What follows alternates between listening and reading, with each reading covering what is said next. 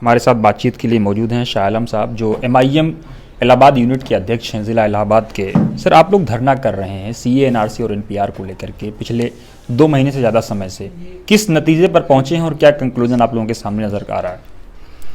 अभी इलाहाबाद में जो धरना चल रहा है इसका 6वां दिन है आज, और हम ये समझते हैं कि इस धरने से बहुत ज़्यादा जो है फ़ायदा हुआ है। जो संविधान की लड़ाई छेड़ी गई थी, तो ये गवर्नमेंट जहाँ कह रही थी कि हम एक इंच पीछे नहीं जाएंगे, तो इनको मजबूर होना पड़ा है। और इन धरनों की वजह से इनके ऊपर जो मुल्की और गैर मुल्की जो इनके ऊपर दबाव है, उससे ये बाहर नहीं निकल पा रहे हैं। और सिर्फ ये हठधर्मी इनके साथ बची हुई है, अपनी ज़िद पर हैं। और जहाँ पूरा हिंदुस्तान जो है इसके ख़िलाफ़ है, तो इनको वापस बैक होना ही पड़ेगा। बस ये है कि कितना वक्त लेंगे। हम समझते हैं कि बहुत कामयाब जो है ये धरने का जो सिलसिला चला है, बहुत ही कामयाब है, और इसको कहीं ना कहीं जो है बैक फुट पर जाना ही पड़ेगा। भाजपा की तरफ से कहीं ना कहीं इन धरनों से मुसलमानों को जोड़ने की कोशिश हो रही है, जबकि ज़मीनी सतह पर यह नज़र आ रहा है कि इन धरने में मुसलमानों के साथ साथ सभी समाज और सभी धर्मों के लोग हैं। आपको क्या नज़र आता है, जो लोग धरना आप लोग कर रहे हैं उसमें क्या रेशियो है आबादी का, पॉपुलेशन का, क्या किसी सेक्ट का है या किसी पार्टी का, या सब लोग उसके साथ हैं? जहाँ तक मुसलमान और गैर मुस्लिम का मामला है, तो हमारे धरने में मंसूर पार्क पे तो बहुत सारे गैर मुस्लिम हमारे साथ खड़े हैं। और बस ये है कि यहाँ पर जो 2 पार्टियाँ सपा और बसपा हैं, इनके लीडर गवर्नमेंट से डरे हुए हैं। वो जो है इसकी वजह से वो अपने आवाम को सड़क पे नहीं ला पा रहे हैं। लेकिन उनके जो लीडर्स हैं छोटे शहर के लेवल पे और वो ब्लॉक के लेवल पे, वो बाकायदा हमारे धरनों में आते हैं और अपनी स्पीचेज देते हैं और कहते हैं कि हम आपके साथ हैं। और अगर ये लीडर ईमानदार होते अपने ही लोगों के लिए, मुसलमानों के लिए हैं या नहीं, ये अलग बात है, तो शायद है कि अब तक गवर्नमेंट के ऊपर बहुत बड़ा असर इसका यूपी से जा चुका होता।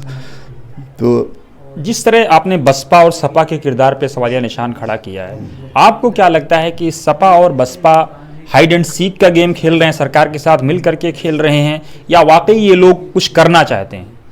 नहीं, असल में जो सियासी मंजरनामा हिंदुस्तान का है, उसमें सियासी पार्टी और सियासी लोग सब भ्रष्टाचार में हमेशा लिप्त रहे हैं।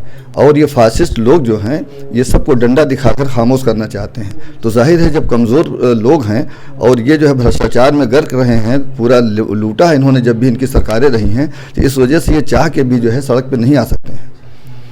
लेकिन हजरत, आपकी जो पार्टी है MIM, उस पर भी कई बार सवालिया निशान खड़ा होता है। ओवैसी साहब पे ये आरोप लगता है कि वो वोटों की सबबंदी कर रहे हैं, मुसलमानों के तुष्टीकरण की बात करते हैं या एक्सेप्ट की बात करते हैं। कई बार वो इस तरह के बयानात उनके आते रहते हैं, इससे सवाल खड़े होते हैं। आपको क्या लगता है? नहीं, ऐसा है नहीं। असल में बात यह है कि जो लोग भी हैं और जो लीडर हैं, वो वैसे हिसाब से एकदम उनको ये लगता है कि जो मुस्लिम वोट हमेशा उनको मिलता रहा है, वैसे साहब उसको जो है किसी दूसरे उस पर रुख पर ले जा रहे हैं। बाकी वैसे साहब तो पार्लियामेंट से लेके और तमाम अपनी जो है चौराहे तक की सड़क तक अपनी जो उनकी बात होती है, वो तमाम तबकात की बात करते हैं। तमाम जो है जो कमज़ोर लोग हैं, जो ज़रूरत उसकी जो जिनको भी सियासी वो अपलिफ्टमेंट की ज़रूरत है, सबकी वो क़यादत करने की बात करते हैं। ये उन पर इल्ज़ाम गलत है। और ख़ास तौर से जो मुस्लिम क़यादत है लोकल लेवल पे, वो ज़्यादा उनको बदनाम करती है, इसलिए कि उनके बोरिया बिस्तर बनने का ख़तरा बढ़ता जा रहा है।